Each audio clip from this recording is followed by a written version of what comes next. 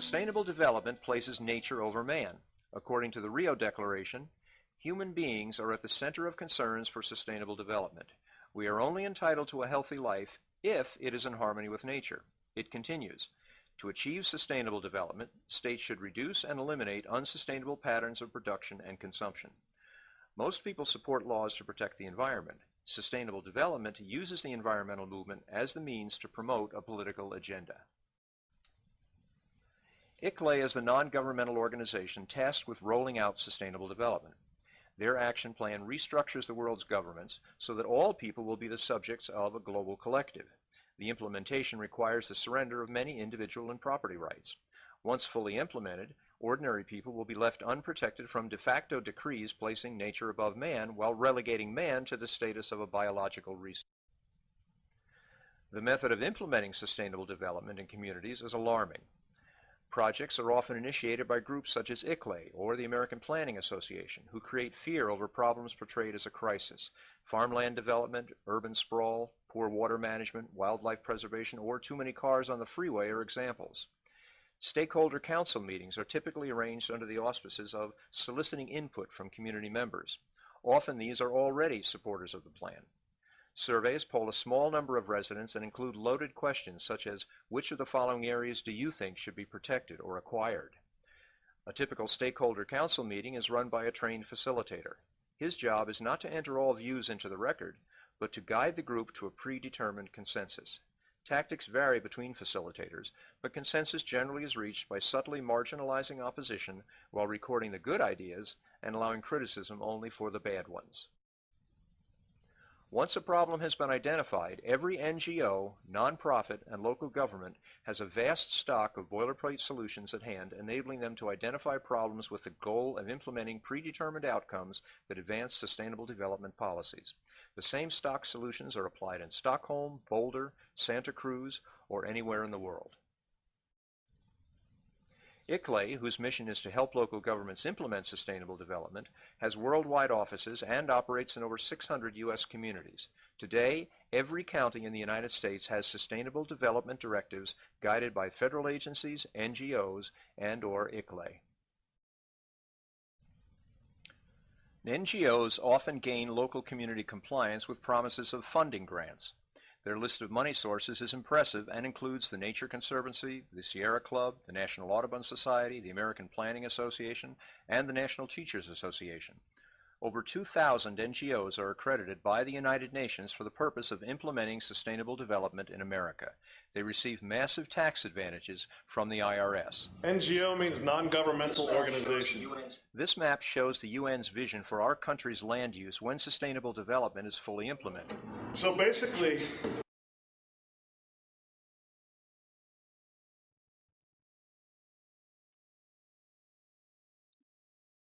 in June of 1992, the largest gathering of world leaders since the end of the Cold War took place in Rio de Janeiro, Brazil. It was called the Earth Summit, officially known as the United Nations Conference on Environment and Development, or UNCED, brought together thousands of the world's top politicians, economists, and New Age scientists for the purpose of developing global environmental laws deemed by them as necessary to save the planet from ecological disaster. The media hype surrounding this event was unprecedented. It received virtually all favorable coverage throughout the duration. At the conference, a series of important United Nations documents were introduced, including the now infamous Convention on Biodiversity and its comprehensive counterpart, Agenda 21. These documents will facilitate the enforcement of the Earth Charter.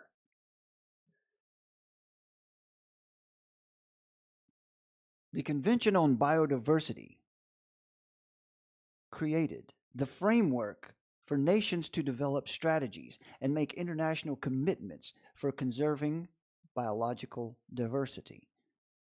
Though this sounds benign, the implementation of this treaty will enable international groups and national government agencies to elevate environmental protection to draconian levels. Agenda 21, on the other hand, has been expanded to contain everything needed to internationally regulate life, from agriculture to transportation, from our children to reproductive rights. Former Vice President Al Gore, who led The U.S. delegation to the Earth Summit expressed his support for such radical changes. In his book, Earth in the Balance, Ecology and the Human Spirit, he writes, adopting a central organizing principle one agreed to voluntarily means embarking on an all-out effort to use every policy and program, every law and institution, every treaty and alliance, every tactic and strategy, every plan and course of action to use, in short, every means to halt the destruction of the environment and to preserve and nurture our ecological system. Unquote. By introducing these environmental documents, the Rio Earth Summit provided a great boost to the global government movement. According to the International Institute for Sustainable Development, the IISD, influenced by Maurice Strong, UNCED's Secretary General, the Rio Earth Summit was part of a larger picture of world cooperation. Its explanation is quite revealing. UNCED also holds a broader significance. The environment issue was set up as a global issue in need for global action. There were demands to strengthen international law, which could make nations toe the line. Non-governmental organizations, NGOs, had been forming global networks and were working on global campaigns. These efforts at the global level directly contributed to building a sense of global identity or global citizenship, which would be the first step towards global governance. Such global governance would further distance power from the people while giving unlimited access to governments and multinationals.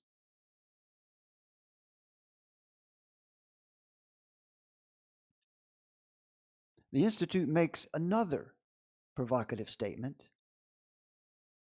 Development continues to be the process of internationalization of another's culture and history. The push towards globalization and global government is in motion. There is no running away from the realities of today's world.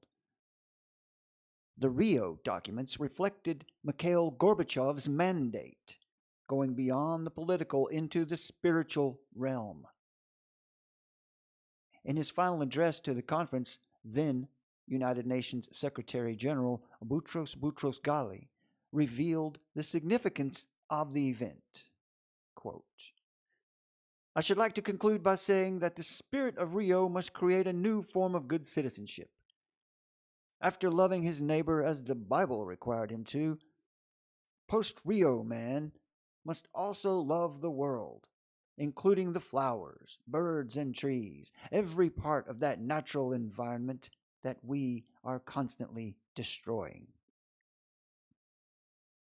Over and above the moral contract with God, over and above the social contract concluded with men, we must now conclude an ethical and political contract with nature, with this earth to which we owe our very existence and which gives us life. To the ancients, the Nile was a god to be venerated, as was the Rhine, an infinite source of European myths, or the Amazonian forest, the mother of forests.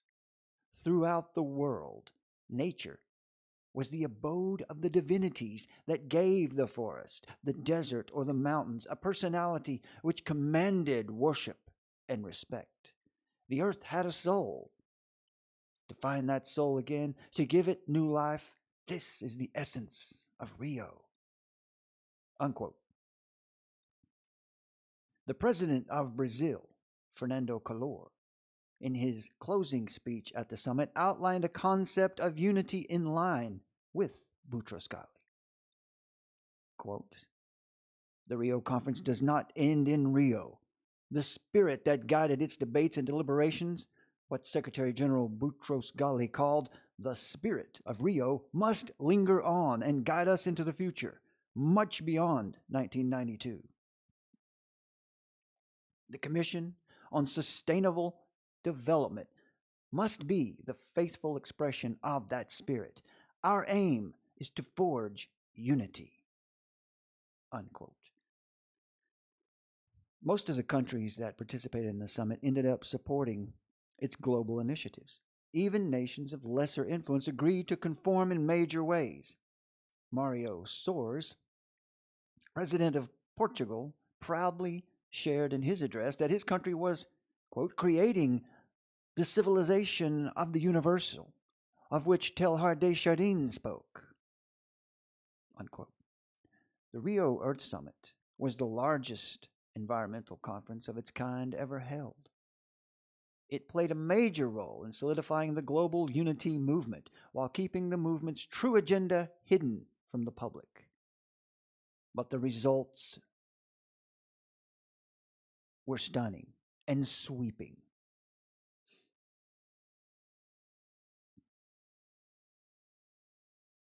This is a look into that hidden agenda. During October 17 through 20th, 1990, a little-known meeting called the World Environmental Energy and Economic Conference was held in Winnipeg, Manitoba. Over 3,000 global environmental leaders attended this meeting to discuss plans for the future. And its theme was Sustainable Development Strategies for the New World Order. The Manitoba provincial government, which hosted this event, produced a detailed report entitled Sustainable Development for a New World Agenda. The report was introduced by Manitoba's Premier, Gary Filmon, and contained a preface from Colin N. Powers, UNESCO's Assistant Director General. The document, which outlined the conference's main points, dedicated an entire chapter to the concept of a global green constitution. Sound familiar? On page 15, the report speculated about the sweeping powers of a future world government which would enforce such a constitution. Perhaps a new Green Deal? The issues are not about if a global politics is necessary. The question is, how do we achieve binding agreements in law, complete with effective programs for applying sanctions against non-compliance that would oblige each nation, regardless of its size, to abide by a set of principles that are required to guarantee the survival of life on this earth? Perhaps we will find that there is no other alternative to a system of rigid controls that some would equate to a police state. Unfortunately, in order to save the planet from biocide, there have to be powerful constraints from doing the wrong things. The constraints must transcend national boundaries, be world around and enforceable. Enforcement agencies would need the power to act without being invited by the offending nation. Therefore, there needs to be an agency that is acceptable to all nation states on the planet. We can probably accept the fact that there will always be one or more nations that will not go along, but there must be effective sanctions in place. If sanctions do not work, then physical occupation and the installation of a world trusteeship would be imposed upon the offending nations. This bold statement conveys the radical agenda of the global environmental movement, whose goals were advanced through the Rio Earth Summit.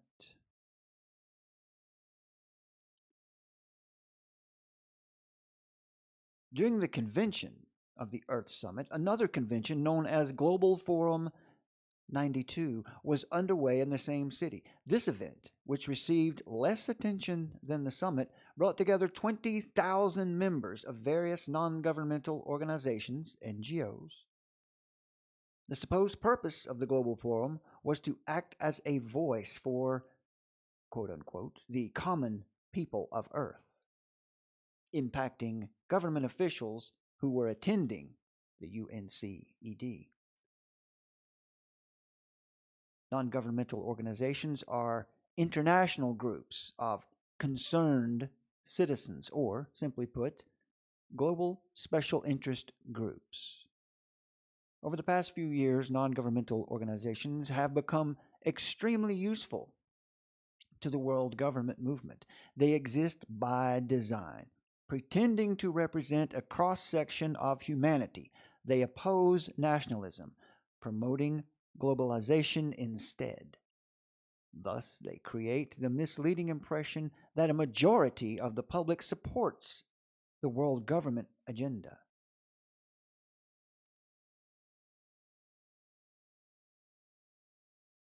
According to Marek Hagmajer, the Secretary General of the World Federation of United Nations Associations, the non-governmental organization accreditation process for the summit was a sham. He described it as the biggest manipulation ever. Elaine Dewar, author of Cloak of Green, said this: "As far as I could tell, those organizations accredited as NGOs to Rio were not exactly democratic or representative. NGOs for the Earth Summit were created and accredited for a specific purpose, which is to show support for the globalization plans of UNCED leaders. Even phantom NGOs appeared on the roster, adding to the size and scope of this so-called grassroots influence. The IISD, in one of their publications, openly explained the reason for this non-governmental organization setup. Quote, cooperation of non-governmental organizations also plays a role in global governance. In order to appear democratic,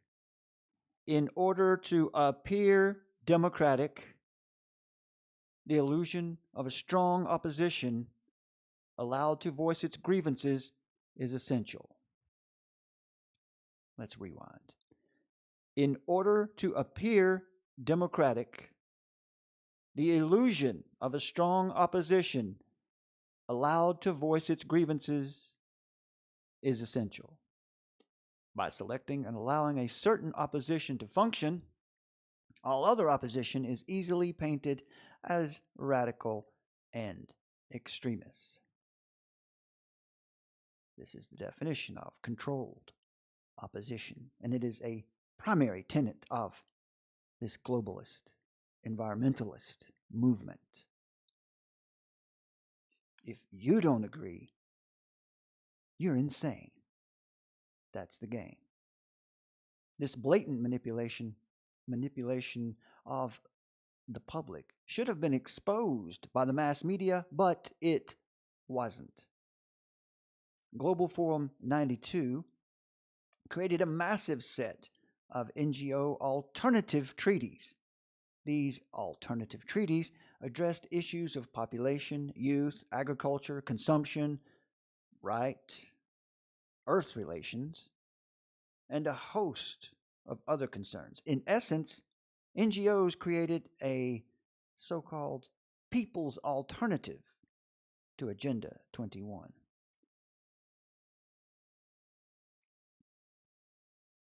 However, these alternative treaties demanded even more stringent controls under an ever-deepening web of occult spirituality.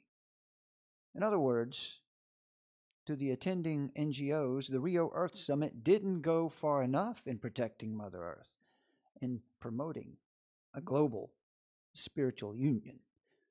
So we see clearly One of the hidden agendas that occurred at the Rio summit, where Agenda 21 was brought into being, was the creation of a controlled opposition that would fight even harder for spiritual issues, one world religious doctrine.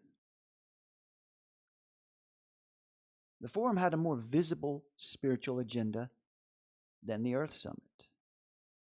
In fact, the Dalai Lama, Buddhism's leading master, opened the meeting. To ensure the meeting's success, Maurice Strong's wife, Hanny, held a 3-week vigil with wisdom keepers, a group of so-called global transformationalists.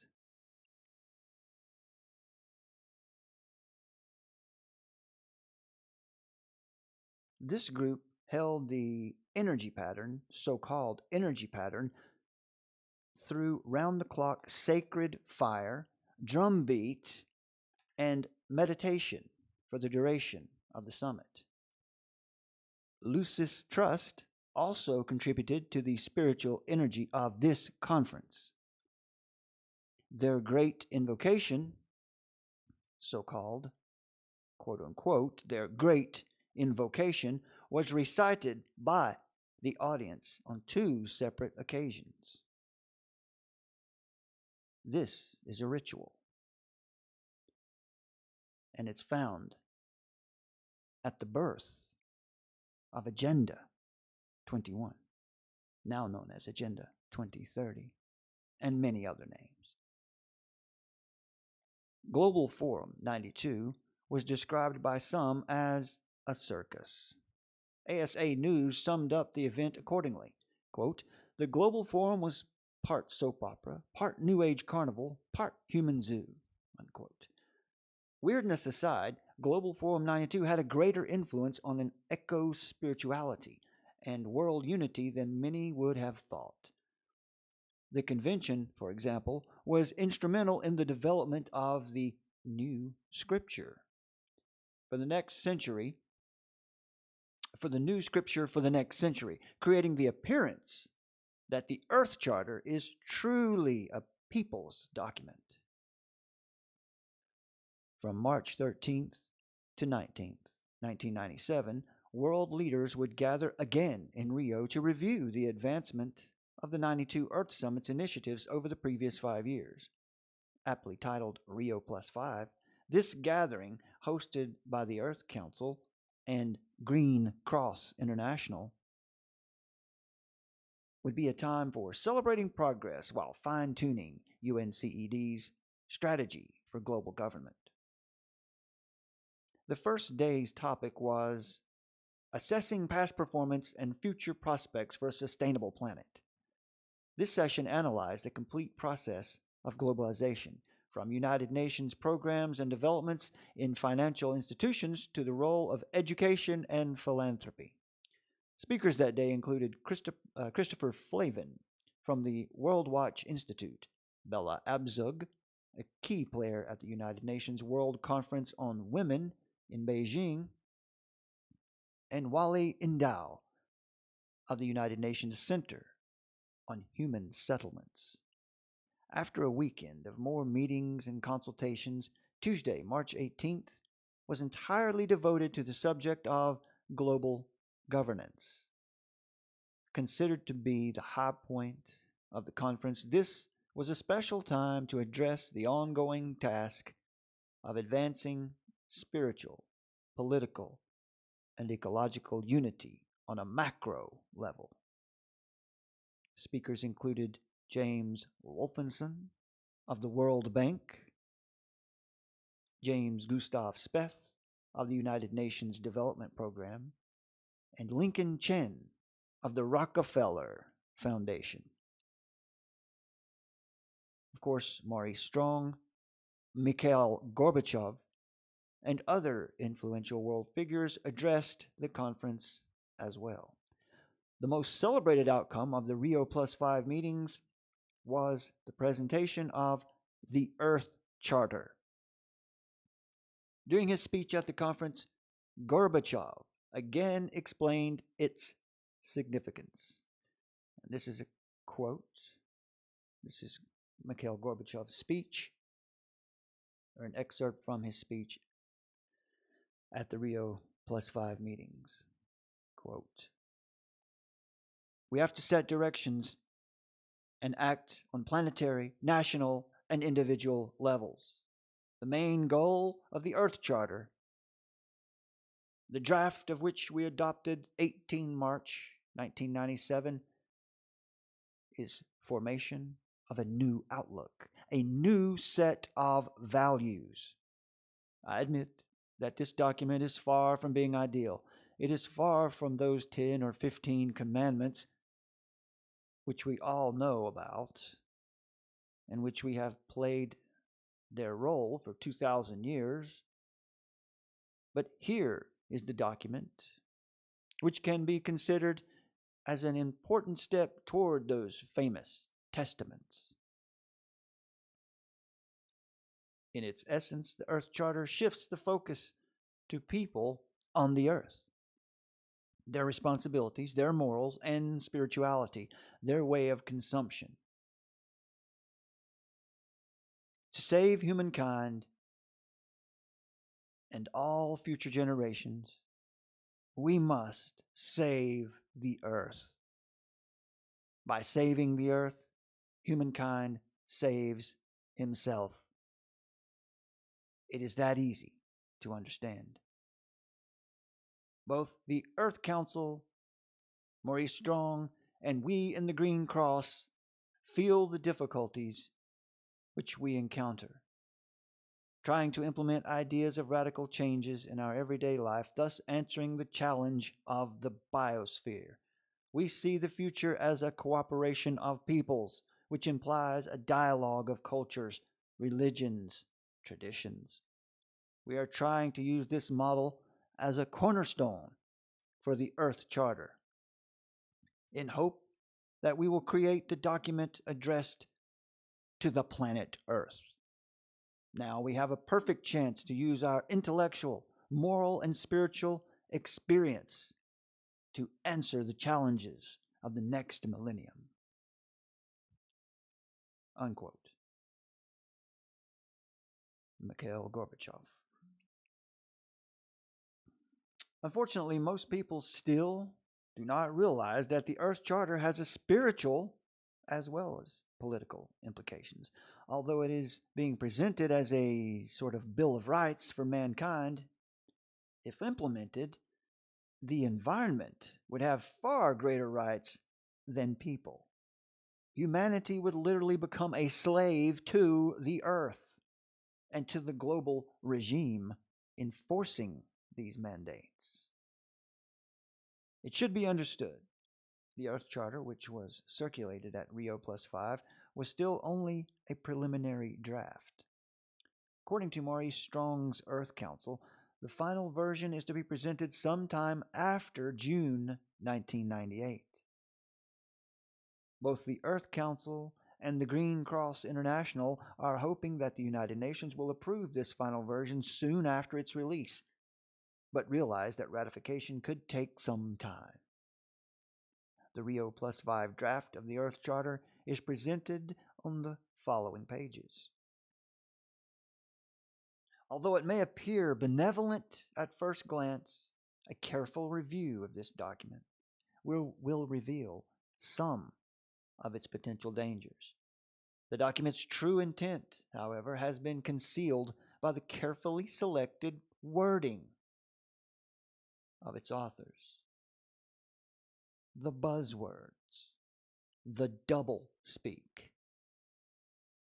Already, great interest has been shown. From June 23rd to 27, 1997, the 19th Special Session of the United Nations General Assembly, billed as Earth Summit +5, convened at UN headquarters in New York.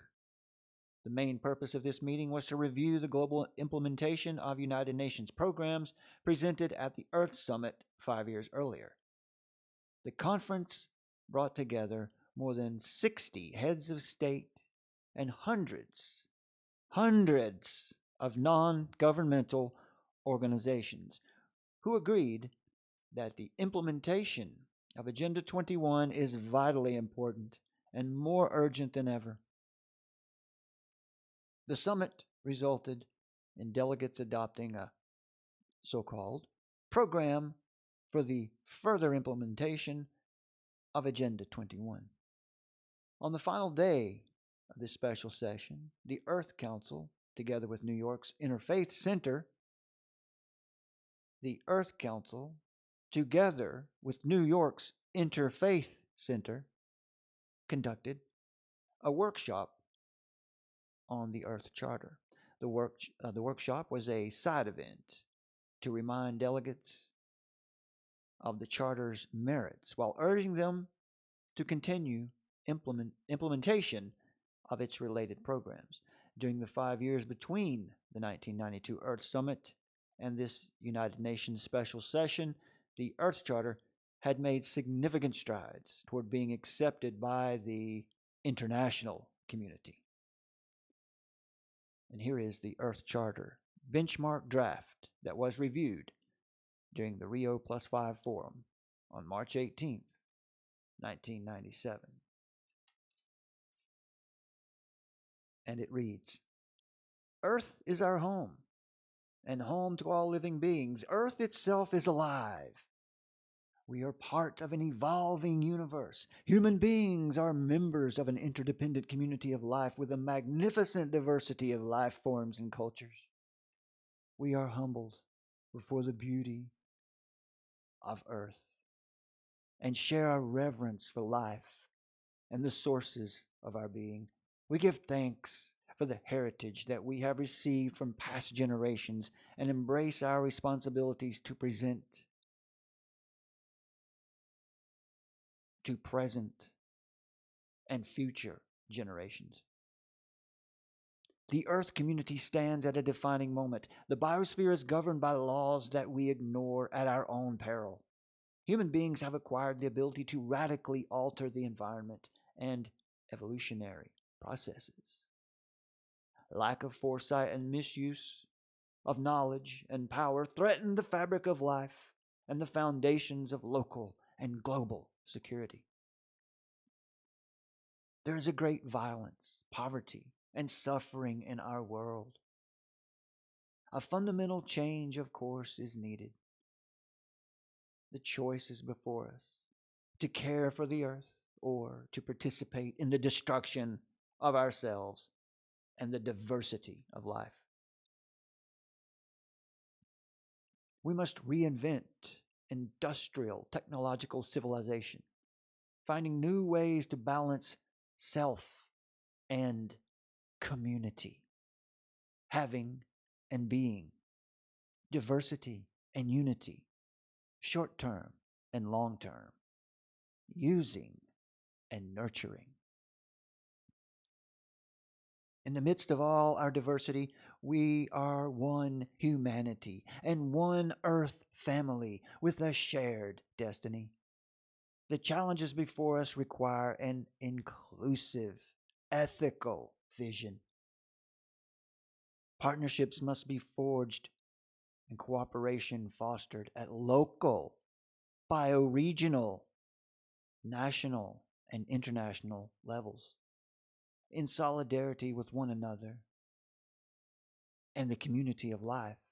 We, the peoples of the world, commit ourselves to action guided by the following interrelated principles. Number 1, respect Earth and all life.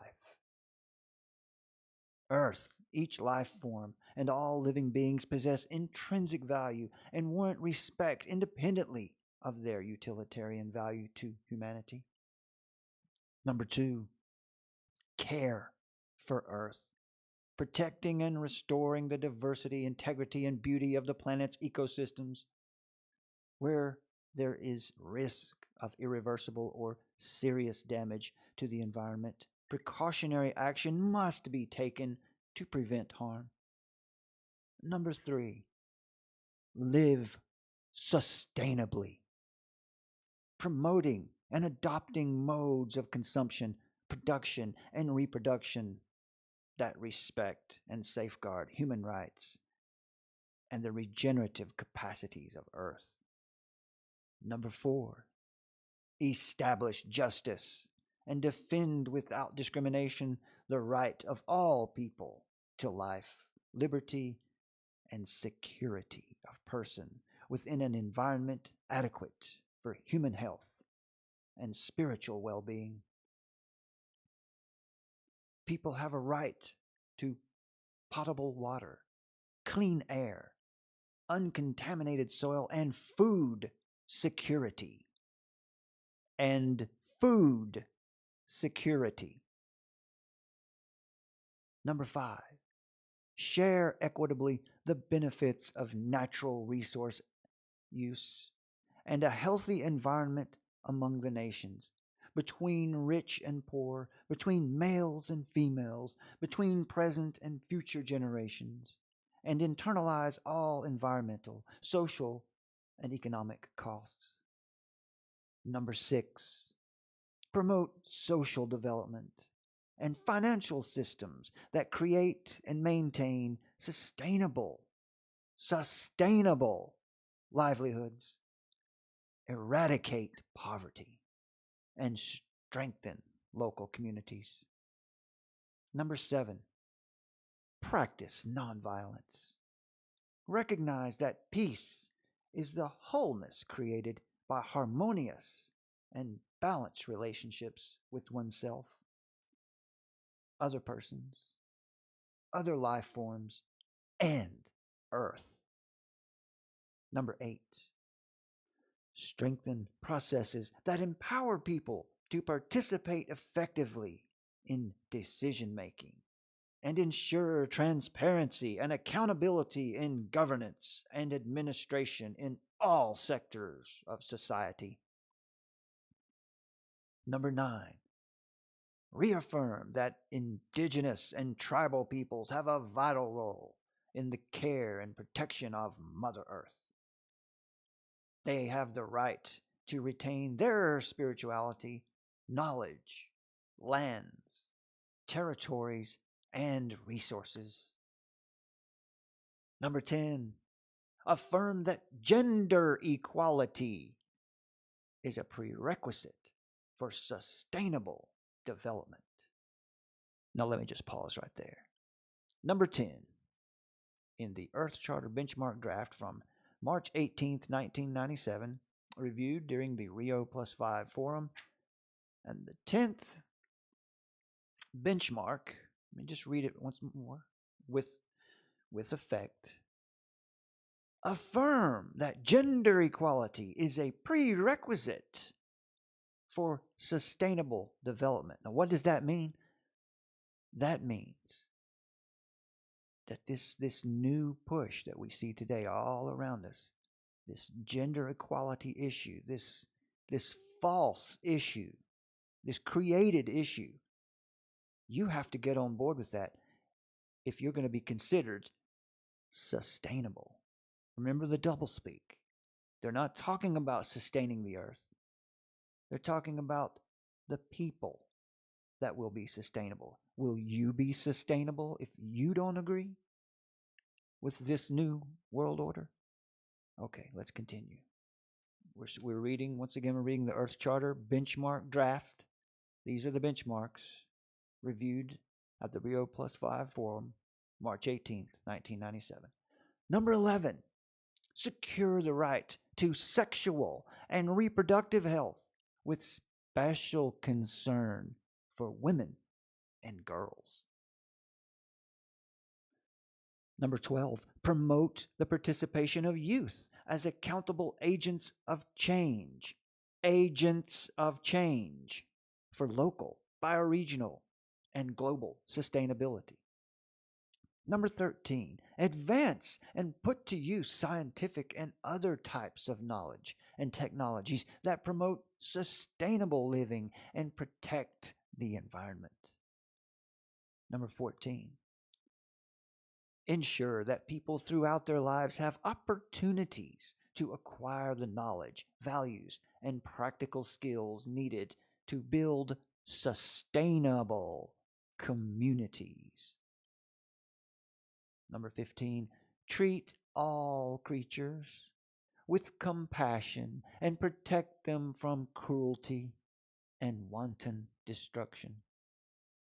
Number 16, do not do to the environment of others what you do not want done to your environment. And we need a government to tell us that. Number 17, protect and restore places of outstanding ecological, cultural, aesthetic, spiritual, and scientific significance. Number 18, cultivate and act with a sense of shared responsibility for the well-being of the earth community. Every person, institutions, and government has a duty to advance the indivisible goals of justice for all, sustainability, world peace, and respect and care for the larger community of life. Embracing the values in this charter, we can grow into a family of cultures that allows the potential of all persons to unfold in harmony with the earth community. We must preserve a strong faith in the possibilities of the human spirit. We must preserve a strong faith in the possibilities of the human spirit, and a deep sense of belonging to the universe. Our best actions will embody the integration of knowledge with compassion. In order to develop and implement the principles in this charter, the nations of the world should adopt, as a first step, an international convention that provides an integrated legal framework for existing and future environmental and sustainable development, law, and policy. Unquote. A few years after the initial Earth Summit, the United Nations funded Commission on Global Governance unveiled its official plan for implementing the One World agenda. This UN plan called for a World Conference on Global Governance to be held sometime in 1998 for the purpose of submitting the necessary treaties and agreements for ratification and implementation by the year 2000. The plan, existing in the form of a 410-page report published by the Oxford University Press, is entitled Our Global Neighborhood. According to personal conversations with renowned environmental researchers, Dr. Michael Kaufman, who's the author of Saviors of the Earth, and Henry Lamb, publisher of Ecologic, global governance, as described in the recommendations of the United Nations Commission, would be a catastrophic act of violence, resulting in the loss of national sovereignty, property rights, and individual freedom, all in the name of saving the environment. Let's rewind. According to personal conversations with renowned environmental researchers, Dr. Michael Kaufman and Henry Lamb, said, global governance, as described in the recommendations of the United Nations Commission, would be a catastrophic act of violence resulting in the loss of national sovereignty, property rights, and individual freedom, all in the name of saving the environment.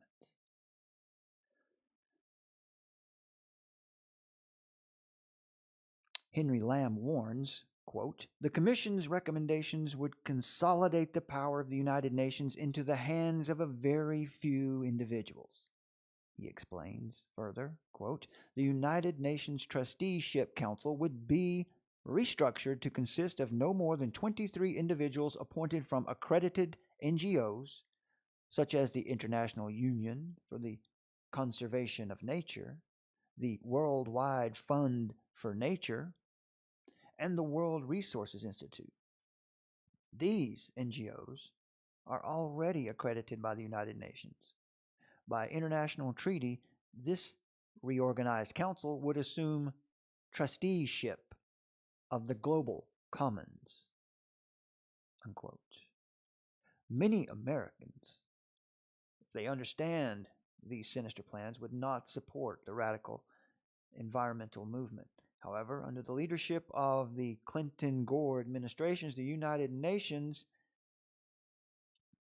facilitated this World Conference on Global Governance and lobbied Congress to ratify and implement these treaties necessary to make global government a reality. And let's be clear that every presidential administration after that also did the same. Donald Trump has made a statement by pulling out of the current agreements, but let's be clear. Politics operates like a pendulum, swings back and forth. It's Hegelian dialectic. We provide two extremes because where they want us to be is somewhere in the middle, but make no mistake, we're always being guided into some framework. So don't fall into the impression that Donald Trump is going to save us from the New World Order. As a result of an effectively waged environmental campaign, humanity has been whipped into a near frenzy over the so-called deteriorating condition of the planet. If the situation is really as bad as described by New Age ecologists and the media, then Earth's inhabitants better find an answer soon. But what if, just what if, these problems of global warming, deforestation, and depletion of the ozone are deliberately being overplayed to convince humanity of the need for world government? Or what if these conditions are being caused by these entities for the purpose of convincing humanity of the need for world government? Could it be that Mikhail Gorbachev and his allies are creating this crisis atmosphere for the express purpose of getting people to accept a solution they otherwise might not accept? Are we stepping into a trap? Or should we say, have we already stepped deeply into a trap? Because it's here. If the Earth Charter and its supporting programs are implemented, which they now have been, sovereign nations would no longer exist. At least not in the traditional sense.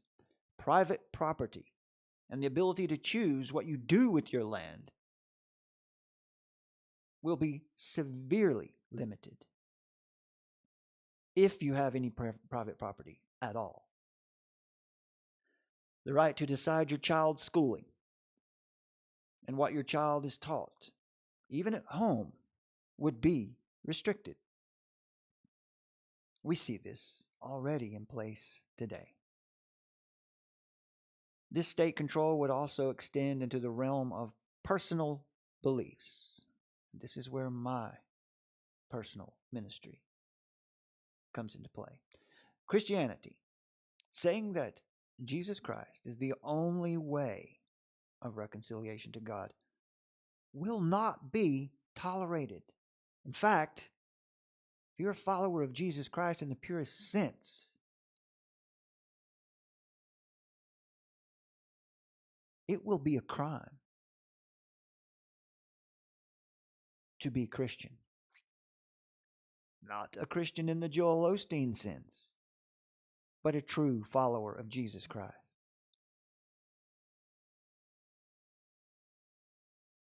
So why is humanity falling for this deception? The answer is simple. The majority of people have rejected the truth of God for a lie, seeking to liberate themselves from a moral God and his holy commandments. Most of Earth's inhabitants have embraced humanism or pantheism, Gnosticism, as their worldview. These other belief systems are actually very similar. They all reject the reality of a personal God, inevitably resulting in the direct or indirect worship of man and or nature. Nature worship, which is the elevation of nature, creation, above God, the Creator, is really nothing new. It's always been. In fact, it was prevalent among the Lucifer-inspired mystery religions, even of the Old Testament era. And the Bible explains, because that when they knew God, they glorified him not as God, neither were thankful, but became vain in their imaginations, and their foolish heart was darkened. Professing themselves to be wise, they became fools, and changed the glory of the uncorruptible God into an image made like to corruptible man, and to birds, and to four-footed beasts, and creeping things. Wherefore God also gave them up to uncleanness through the lusts of their own hearts, to dishonor their own bodies between themselves, who changed the truth of God into a lie, and worshipped and served the creature more than the Creator, who is blessed forever. Amen.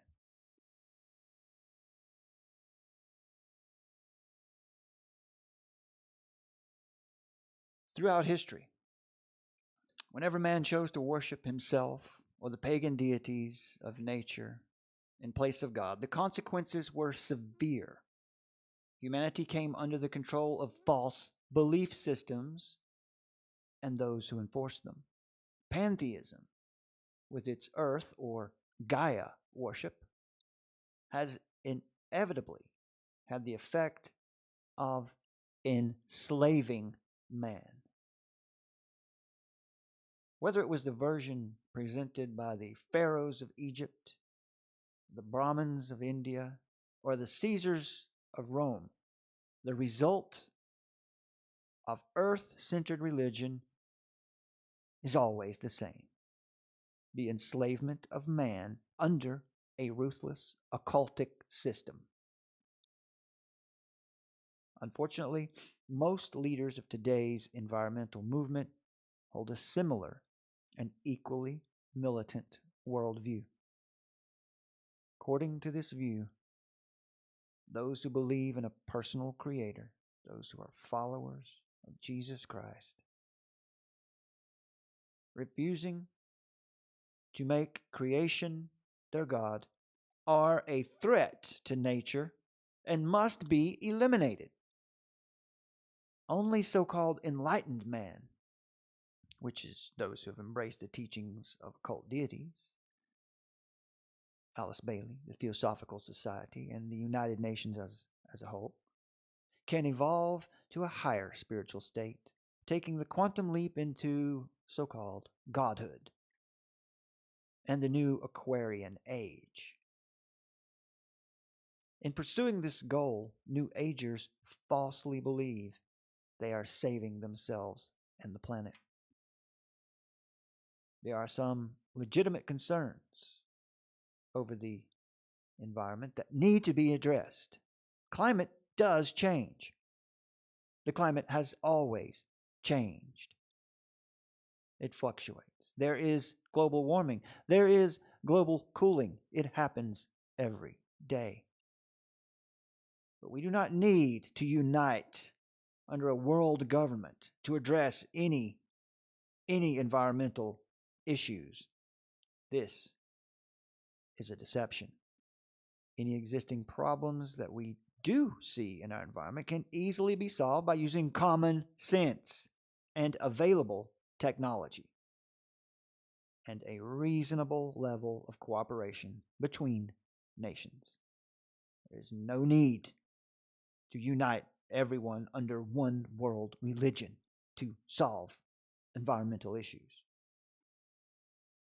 If only people would apply the wisdom that our living Creator God has provided, they could avoid this deception from Satan